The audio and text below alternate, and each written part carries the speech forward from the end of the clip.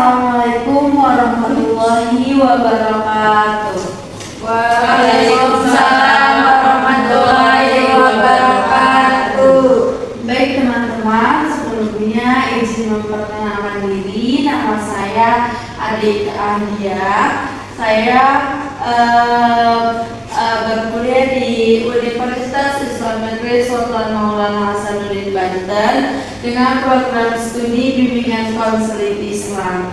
Nah, teman-teman, saya kesini ingin sedikit sharing atau tentang keperempuanan. Kenapa saya di sini mengundang teman-teman semua, khususnya perempuan? Karena di sini kita akan membahas tentang apa sih perempuan itu. Oke, baik teman-teman, sebelum kita masuk ke sesi pembahasan materi, tadi kan saya bilang ingin menyampaikan materi tentang keperempuanan. Yang di sini saya akan membahas apa sih definisi perempuan itu. Nah, teman-teman, perempuan itu bukan cuma dilihat dari sisi biologisnya saja, tetapi juga dari peran dan pengaruhnya dalam kehidupan sehari-hari. Ibu kita perempuan, kita dilahirkan oleh perempuan dan dibesarkan oleh perempuan juga. Nah, teman-teman, kenapa peran perempuan itu penting? Karena madrasah pertama anak-anaknya adalah perempuan. Nah, di luar itu perempuan juga punya peran besar di masyarakat, teman-teman. Bisa jadi pekerja, pemimpin, bahkan agen perubahan. Nah, teman-teman, sebelum masuk ke pembahasan selanjutnya, saya ada studi kasus yang akan saya ceritakan ke teman-teman. Nah, teman-teman, saya mempunyai teman atau saya kenal ke orang itu dari dia dari dia masih kecil, dia tuh tidak punya hak perlindungan perempuan. Gini, dia dari kecil notabene itu keluarganya broken home. Orang tuanya bercerai sejak dia SD itu mulai dari kelas 4 atau 5 SD. Nah, dia tidak tinggal dengan orang tuanya, tidak tinggal dengan ayahnya, tidak tinggal dengan ibunya, tetapi tinggal bersama kakak dan dua adiknya. Nah, dia satu keluarga itu 4 bersaudara. Dia perempuan perempuan satu-satunya di keluarganya. Nah, kemudian dia dari kelas 5 SD sampai SMP kelas 9 dia sering dilakukan tidak baik oleh anak-anak, oleh adik-adiknya, oleh temannya. Dia sering dibully, sering dilukai sama keluarganya gitu, teman-teman.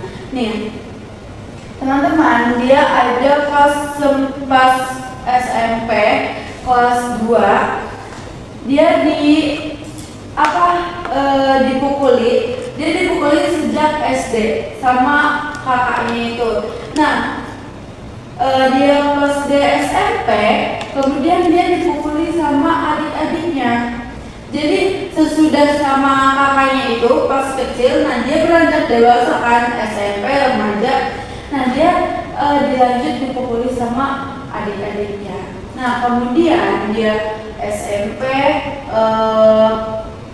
tinggal bersama neneknya, keluarganya juga adik-adiknya ikut, kakaknya juga ikut sama neneknya.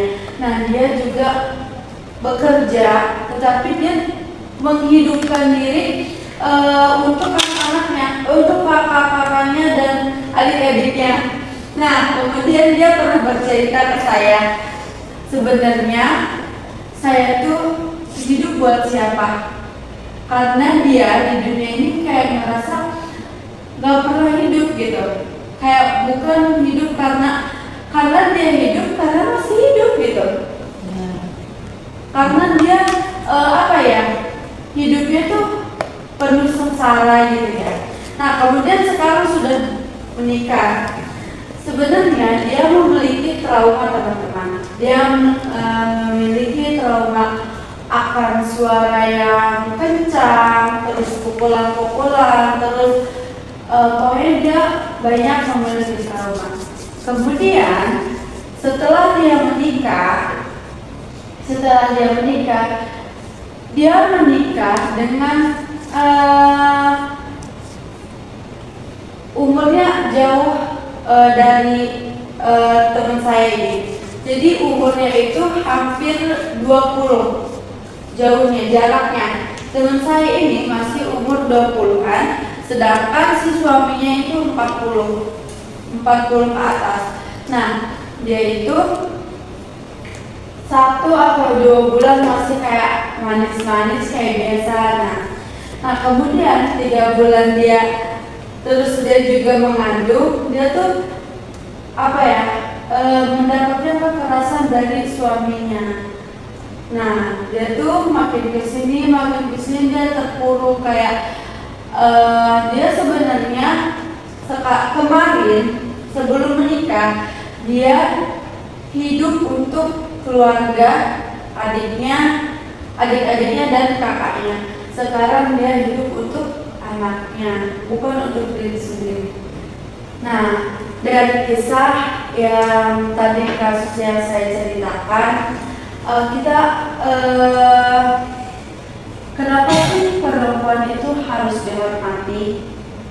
Karena pertama, perempuan itu harus dihormati karena mereka punya peran penting, teman-teman, di kehidupan besar dalam kehidupan. Dari perempuanlah kita lahir dan dibesarkan juga dan diajarkan banyak hal tentang kehidupan.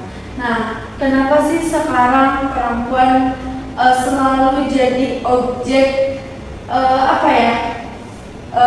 selalu jadi objek sasaran kekerasan seksual, pelecehan seksual, dan banyak lagi. Sekarang marak sekali kasus-kasus pelecehan seksual ke perempuan, entah itu di tempat umum, di kampus, di sekolah, bahkan di rumahnya sendiri. Rumah yang seharusnya tempat aman bagi perempuan malah menjadikan trauma seumur hidup. Nah, sebenarnya yang salah itu perempuan atau perempuan yang menjadi korban atau pelaku-pelaku yang memang cara pikirnya itu pendek, teman-teman. Oke teman-teman, sebelum kita lanjut ke pembahasan berikutnya, saya di sini akan memperlihatkan video kasus-kasus yang maraknya di Indonesia.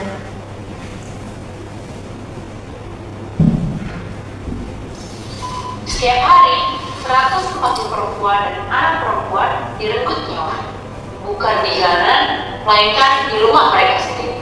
Tahun 2023 tercatat sekitar 51.100 korban femisida yang diakhiri nyawanya oleh anggota keluarga mereka sendiri. Itu berarti sekitar 1 perempuan hilang nyawanya setiap 10 menit. Di Indonesia, Oktober 2023 sampai dengan 2024, Komnas Perempuan mencatat adanya 290 kasus femisida. 84 laporan diantaranya disebabkan oleh cemburu, ketersinggungan maskulinitas, korban yang berpisah, dan faktor ekonomi dengan motif superioritas, dominasi, kehamilan luar nikah, kekerasan seksual, dan lainnya. Rumah seharusnya tempat paling aman, ternyata jadi tempat paling berbahaya bagi banyak perempuan. Padahal rumah seharusnya jadi tempat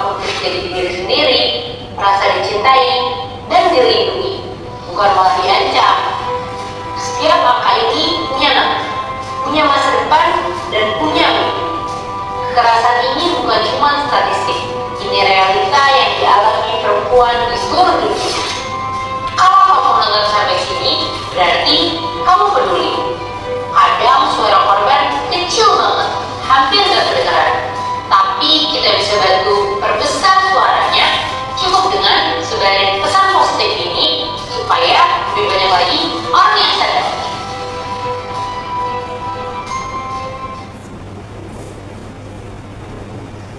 Oke teman-teman, di video tadi kita membahas kayak banyak kasus-kasus korban perempuan di rumahnya sendiri. Rumah yang seharusnya jadi tempat nyaman, tempat berpulang bagi anak-anak perempuan, sekarang malah terbalik, malah rumah yang jadi ancaman bagi si perempuan tersebut. Sekarang marak banget kasus-kasus perempuan mulai dari anak kecil, remaja hingga dewasa. Nah, seharusnya kita sebagai perempuan itu mempertanyakan apakah sekarang perempuan masih ada ruang aman di Indonesia ini. Karena banyak kasus bermarakan di mana-mana, entah itu dari mulai pelosok hingga di kota-kota besar. Banyak sekali kasus perempuan yang dianiaya oleh keluarganya, entah itu ayah dan bahkan paman atau kakaknya sendiri. Nah, sebenarnya apa sih yang menjadikan perempuan itu selalu menjadi korban? Nah, teman-teman, tadi yang sudah saya ceritakan kasus-kasus, kemudian ada video yang saya tayangkan. Kita lanjut ke pembahasan kenapa sih perempuan selalu menjadi korban. Teman-teman, perempuan itu banyak yang selalu dilihat kekuasaannya itu lebih rendah dari laki-laki. Laki-laki itu banyak yang menganggap perempuan itu di bawah mereka. Nah, kemudian karena masih ada ketimpangan kekuasaan di mana tempatnya laki-laki masih dianggap lebih kuat atau lebih berkuasa, dan pada akhirnya perempuan selalu ditindas oleh laki-laki. Kemudian di tempat-tempat kecil atau seperti perkampungan atau pedesaan, perempuan selalu dianggap remeh oleh orang-orang sekitar. Karena itu mereka itu termakan oleh stigma bahwa perempuan itu harus menurut kepada laki-laki, apalagi itu suaminya. Kemudian perempuan itu selalu dianggap lebih rendah jabatannya dari laki-laki. Kalau perempuannya lebih tinggi kayak dari jabatannya atau finansialnya, pasti dianggapnya akan akan melebihi atau melebihi laki-laki, padahal itu tidak sama sekali, teman-teman.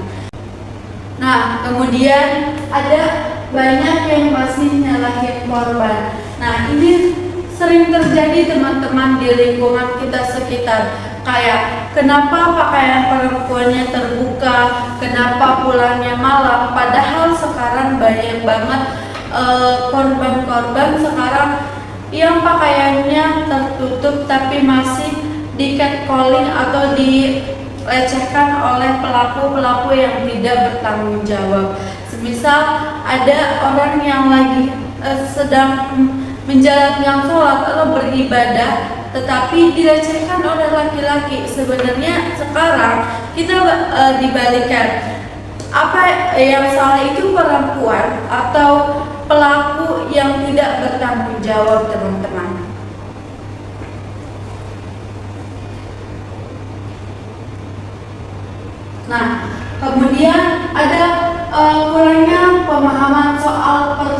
tujuan. Nih teman-teman, semisal kita ada orang yang ketika kita berpacaran, kita dipegang oleh laki-laki kita atau pacar kita tuh si laki-lakinya itu tidak izin dulu ke kita, kayak kita dipegang apapun mau, karena menganggapnya perempuan itu pacar kita teman-teman. Padahal itu sangat berpengaruh teman-teman. Nah kemudian contohnya kayak dipaksa oleh pacar tapi dianggap biasa aja karena sedang berpacaran teman-teman. Kemudian ada korban takut melapor. Sekarang banyak banget korban-korban yang takut melapor ke pihak setempat karena kadang laporan itu tidak diterima teman-teman. Kayak apa ya? Mereka itu korban-korban tuh takut akan dipandang sebelah mata oleh pelaku setempat. Baik teman-teman, saya akan memperlihatkan video yang kedua, yaitu maraknya kasus pelecehan pada perempuan.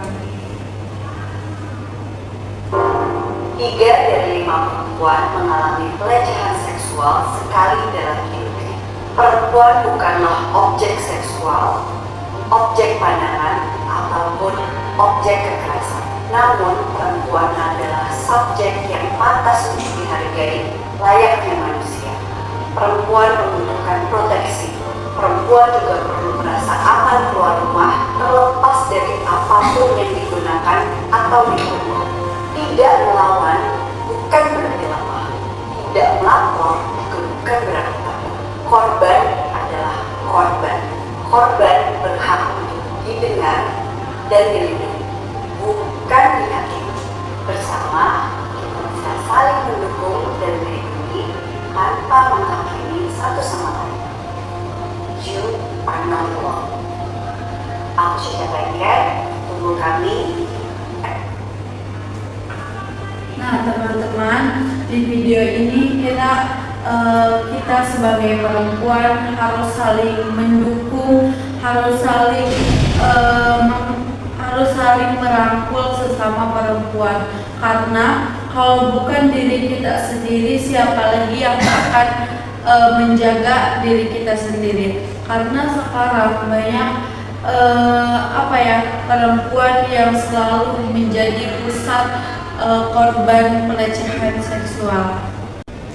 Oke teman-teman, kita lanjut pembahasannya ke budaya patriarki. Pengaruh budaya patriarki, masih ada anggapan kalau perempuan itu harus nurut, diam, atau tidak melawan. Jadi korban sering takut bicara. Contohnya, korban takut lapor karena takut disalahkan atau tidak dipercaya. Sekarang banyak sekali korban yang tidak percaya karena korban selalu disalahkan. Karena yang tadi saya bilang, ada korban yang dilecehkan, tapi dia dibilangnya kenapa pulang malam, kenapa bajunya terbuka. Padahal sekarang itu banyak sekali korban-korban yang bajunya tertutup, tetapi masih aja dilecehkan teman-teman. Kemudian budaya patriarki ini teman-teman sangat fatal sekali. Dari kecil budaya patriarki ini sudah diadopsi oleh orang tua kita. Semisal laki-laki pulang malam diperbolehkan, laki-laki tidak memasak, laki-laki tidak mencuci piring, mencuci baju, ataupun membersihkan rumah. Padahal laki-laki sama perempuan itu sama teman-teman. Perempuan tapi dituntut untuk bisa masak, untuk bisa membersihkan rumah, untuk bisa nurut. Padahal laki-laki juga seharusnya harus diajarkan sejak dini teman-teman, karena budaya patriarki itu semakin dewasa semakin fatal teman-teman kalau dibiarkan. Kemudian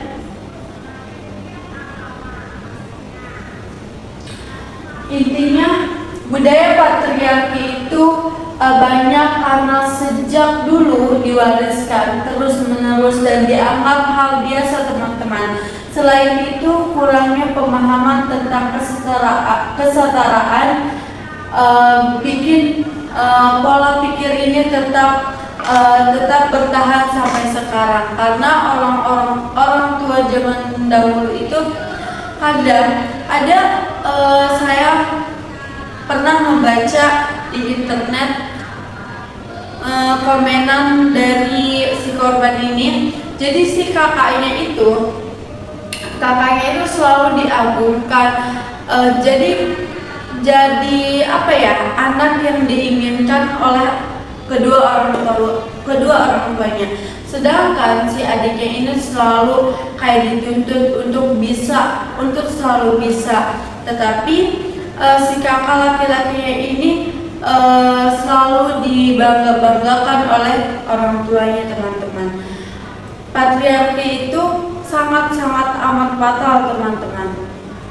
Oke teman-teman, di sini saya akan memperlihatkan video terakhir tentang kenapa sih patriarki itu semakin marak sampai sekarang masih ada. Tanpa sadar, banyak dari kita masih mewariskan pola patriarki ke anak-anak kita hari ini. Patriarki adalah sistem sosial yang menempatkan laki-laki sebagai pihak yang paling berkuasa dan perempuan sebagai pihak yang harus menyesuaikan. Sejak dulu, patriarki muncul karena pembagian peran tradisional. Laki-laki bekerja di ruang publik, sementara perempuan dibatasi di ruang domestik. Yang mengejutkan, banyak aturan patriarki bertahan bukan karena hukum, tapi karena kebiasaan yang terus diajarkan di keluarga.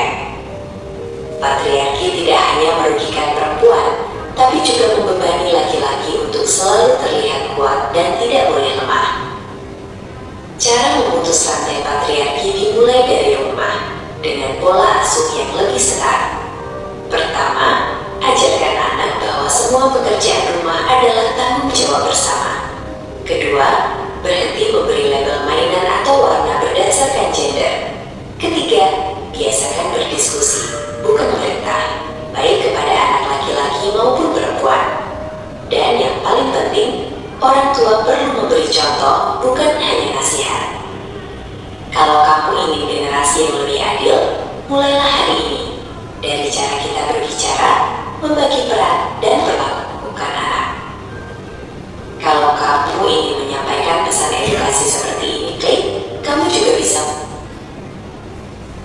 Oke teman-teman, di video itu kita harus memutuskan rantai patriarki dengan cara kita tidak boleh membeda-bedakan anak tersebut, mau itu laki-laki, mau itu perempuan. Kita harus mengajarkan anak kita itu untuk hal-hal kecil, semisal saling menghargai, terus bisa memasak atau membersihkan rumah. Oke, baik teman-teman, di sini ada cara mencegah kekerasan seksual dan pelecehan pada perempuan, sekaligus mengurangi sifat patriarki di zaman sekarang. Sebenarnya harus dimulai dari perubahan pola pikir dan sistem sosial, bukan hanya dari individu saja. Pertama, yaitu edukasi. Jadi kunci utama dari hal kecil, dari kecil baik laki-laki maupun perempuan harus diajarkan tentang saling menghargai, batasan tubuh, dan persetujuan. Selain itu, penting juga dikenalkan kesetaraan gender supaya tidak ada anggapan bahwa laki-laki lebih berkuasa atau perempuan harus selalu tunduk. Ini penting untuk pelan-pelan mengikis budaya patriarki. Kedua, budaya menyalahkan korban harus dihentikan, teman-teman. Dalam masyarakat patriarki, perempuan sering disalahkan karena cara berpakaian atau berperilaku. Padahal yang salah adalah pelaku. Cara berpikir seperti ini harus diubah supaya korban berani berbicara dan pelaku tidak merasa dibenarkan. Nah, yang ketiga, peran hukum harus tegas. Di Indonesia sudah ada undang-undang tindak pidana kekerasan seksual yang melindungi korban. Tapi selain ada aturan, pelaksanaannya juga harus serius dan adil supaya memberi efek jera dan menunjukkan bahwa kekerasan seksual tidak ditoleransi, teman-teman.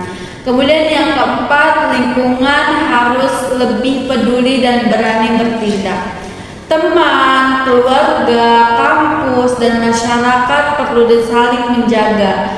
Hal sederhana seperti menegur candaan yang merendahkan perempuan, tidak diam saat melihat pelecehan, dan mendukung korban itu sangat penting untuk melawan budaya patriarki yang sering membiarkan hal-hal seperti itu. Dan yang kelima, perempuan perlu didukung untuk berdaya, bukan dibatasi. Artinya, diberi ruang untuk berpendidikan, berpendapat, dan mengambil keputusan atas dirinya sendiri. Sementara laki-laki juga perlu diajak untuk ikut berubah, karena patriarki bukan cuma merugikan perempuan, tapi juga membentuk pola pikir yang tidak sehat bagi semua. Nah, intinya pencegahan kekerasan seksual dan patriarki itu bukan hanya soal aturan, teman-teman, tapi soal mengubah cara pandang masyarakat jadi lebih adil, saling menghargai, dan tidak mentoleransi kekerasan dalam bentuk apapun. Nah, materi yang sudah saya sampaikan, kemudian ada tadi video yang saya berikan. Nah, di sini ada masih yang mau bertanya? Oke, baik. Sebutkan nama. Ya, sebelumnya izin bertanya ya. Perkenalkan, nama saya Putri Marhaliza. Pertanyaannya itu, kenapa sih harus perempuan yang menjadi korban kekerasan seksual atau pelecehan seksual gitu? Oke, baik. Terima kasih, pertanyaannya sangat bagus ya. Nah, jawabannya, kenapa sih perempuan itu lebih sering menjadi korban pelecehan seksual? Nah, bukan karena mereka lemah, teman-teman, tetapi karena masih banyaknya atau adanya ketimpangan kekuasaan dan budaya patriarki yang membuat posisi perempuan sering dianggap lebih rendah, teman-teman. Kemudian selain itu, banyak orang yang belum paham tentang pentingnya persetujuan dan belum paham tentang kebiasaan yang menyalahkan. Gitu sih. Oke. Ya, cukup. Terima kasih. Oke, teman-teman, mungkin bisa disimpulkan materi yang tadi saya sampaikan. Perempuan itu tidak bisa hanya dilihat dari sisi biologi saja, tetapi juga dari peran dan pengaruh besarnya dalam kehidupan baik di keluarga maupun di masyarakat. Perempuan memiliki hak, kemampuan, dan kesempatan yang sama untuk berkembang serta memberikan dampak positif, teman-teman. Perempuan juga perlu dihormati karena perannya yang sangat penting, mulai dari melahirkan, membesarkan, hingga menjadi sosok yang kuat dan penuh kasih dalam kehidupan sehari-hari. Kemudian Intinya, masalah ini terjadi karena pola pikir lama yang masih dianggap wajar dan kurangnya kesadaran tentang kesetaraan. Oleh karena itu, kita sesama perempuan perlu adanya perubahan cara pandang, peningkatan edukasi, dan keberanian untuk menciptakan lingkungan yang lebih adil dan aman bagi perempuan. Nah, teman-teman, mungkin itu saja yang bisa saya paparkan. Kurang lebihnya mohon maaf. Wassalamualaikum warahmatullahi wabarakatuh.